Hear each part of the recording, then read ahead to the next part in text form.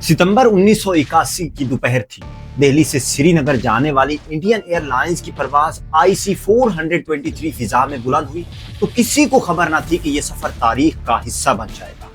111 मुसाफिरों और अमले के साथ यह तैयारा मामूल के सफर पर था, लेकिन सिर्फ चंद मिनट बाद ही फिजा में एक ऐसा खेल शुरू हो गया जिसने पूरे खित्ते की सियासत को बदल कर रख दिया। 5 सिख नौजवान जिनके चेहरों पर गुस्सा और आंखों में इंतकाम की लाली थी, अचानक अपनी सीटों से उठी।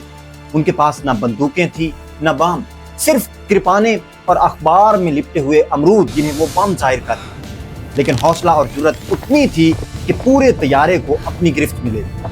ये पांचों हाईजैकर्स दिल्ली से सवार हुए थे। जैसे ही एयर होस्टेस पायलट के लिए चाय लेकर कॉकपिट की तरफ बढ़ी, 2 हाईजैकर्स झपट कर अंदर घुस आए। बाकी 3 ने कैबिन का कंट्रोल संभाल लिया और फलक शगाफ नारे लगने लगे, खालिस्तान जिंदाबाद, खालिस्तान जिंदाबाद, खालिस्तान जिंदाबाद।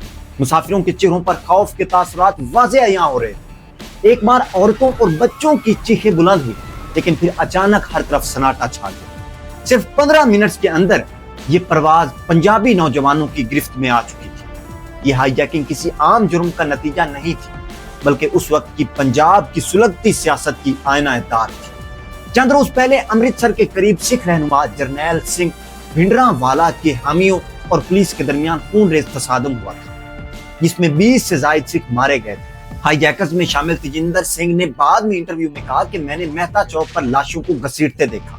पुलिस ने उन्हें नामालूम करार देकर दफन कर दिया। उस दिन मैंने तहिया कर लिया था कि अब खामोश नहीं बैठूंगा। उनके मुताबिक ये हाईजैकिंग पंथ सेवा यानी मजहबी फर्ज थी। हाईजैकर्स ने जहाज को श्रीनगर की बजाय लाहौर मोड़ने का हुक्म दिया, यानी पाकिस्तान। कप्तान ने कंट्रोल टावर से राब्ता किया और चंद लम्हों बाद तैयारा लाहौर एयरपोर्ट पर उतर गया। जैसे ही तैयारे ने पाकिस्तानी सरजमीन छुई, दिल्ली और लाहौर में हलचल मच गई। भारत ने फौरन अपनी क्राइसिस मैनेजमेंट कमेटी का इजलास बुलाया और इस्लामाबाद में भारतीय हाई कमीशन ने पाकिस्तान से राब्ता किया। अब सवाल यह था कि पाकिस्तान इस वक्त क्या करेगा? क्या वो हाईजैकर्स को सहूलत फराहम करेगा या भारत के साथ ताउन करेगा?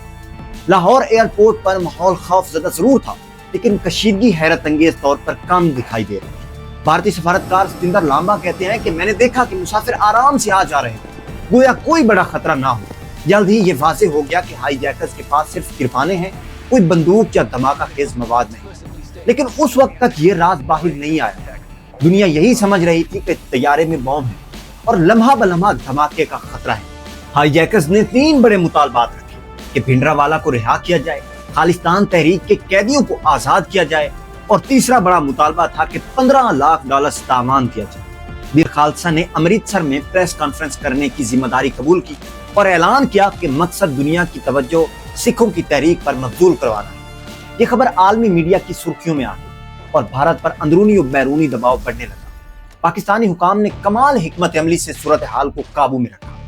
जनरल जियाउल हक ने फैसला किया कि यह बहरान ताकत के जरिए खत्म किया जाएगा। SSG कमांडोज को हरकत में लाया गया, जो अभी हाल ही में जर्मनी में एंटी हाईजैकिंग तरबियत लेकर आए। रात के अंधेरे में सफाई के अमले के भेस में कमांडोज जहाज के करीब पहुंचे, हाईजैकर्स की नकल हरकत का मुशाहिदा किया और हर कोने का जायजा लिया गया। एक कमांडो खाने के बहाने अंदर दाखिल हुआ और करीब से देखकर तस्दीक की कि हाईजैकर्स वाकई गैर मुसल्लह हैं। उनके पास ना तो बम है और ना ही कोई बंदूक मौजूद है। अगली सुबह जैसे ही मुसाफिरों को नाश्ता दिया जा रहा था, SSG कमांडोज ने बिजली की सी तेजी कार्रवाई की। सतनाम सिंह ने बाद में बताया, एक कमांडो ने मुझे पीछे से धक्का दिया, मैं दरवाजे से नीचे गिर गया। हमने मुजाहमत की कोशिश की, मगर चूंकि हमारे पास असली हथियार नहीं थे, ना ही बंदूकें थी, ना ही बम थे, जिनकी वजह से हम उनको डरा धमका सके। हम ज्यादा देर उनके आगे ना टिक सके। सिर्फ चंद मिनट में ही 5 हाईजैकर्स जेरे हिरासत आ गए और 45 यरगमाली बगैर किसी नुकसान के आजाद करवा लिए गए। यह ऑपरेशन इतना मौसर था कि भारतीय हुकूमत को भी तस्लीम करना पड़ा। भारतीय काबीना ने करारदाद पास करके पाकिस्तान और जनरल जियाउल हक का शुक्रिया अदा किया। उस वक्त भारतीय सदर संजीवा रेड्डी ने जियाउल हक से बराह रास्त टेलीफोन पर बात की और कहा कि पाकिस्तान ने मजबूत और मुअस्सर अंदाज में सूरत हाल को संभाला है। ये लम्हा पाक भारत ताल्लुकात की तारीख में एक गैर मामूली वाकया था, जब दोनों मुल्क एक दूसरे के शाना बशाना नजर आए। हाईजैकर्स को भारत के हवाले नहीं किया गया, बल्कि पाकिस्तान में ही उन पर मुकदमा चलाया गया। एसएम जफर उनके वकील सफाई बने और अदालत में यह हकीकत सामने आई कि पांचों के पास सिर्फ 2 किरपाने और अखबार में लिपटे अमरूद थे जिन्हें वो बम जाहिर कर रहे थे। 1986 में उन्हें उम्र कैद की सजा सुनाई गई, मगर बाद में सितनाम और तेजिंदर को रिहाई मिली और भारत भेज दिया गया। गजिंदर सिंह अलबत्ता पाकिस्तान में ही रहा और इंडियन रिकॉर्ड्स के मुताबिक 2024 में लाहौर में उनका इंतकाल हुआ। ये वाकया न सिर्फ एक कामयाब कमांडो ऑपरेशन की दास्तान है, बल्कि उसने दिखाया कि उस वक्त के आलमी मंजरनामे में पाकिस्तान ने किस तरह फैसलाकुन किरदार अदा किया। भारतीय हुकूमत ने जिस गर्मजोशी से शुक्रिया अदा किया वो आज के सियासी हालात में नाकाबिल तसव्वुर है। मगर ये तारीख का वो बाब है जब दुश्मन भी एक दूसरे के इक़दामात की तारीफ करने पर मजबूर हो गए थे। लेकिन आज देखें तो भारत में मोदी सरकार की इंतहा पसंदी की सियासत ने पूरे खित्ते के अमन को खराब करके रखा हुआ है।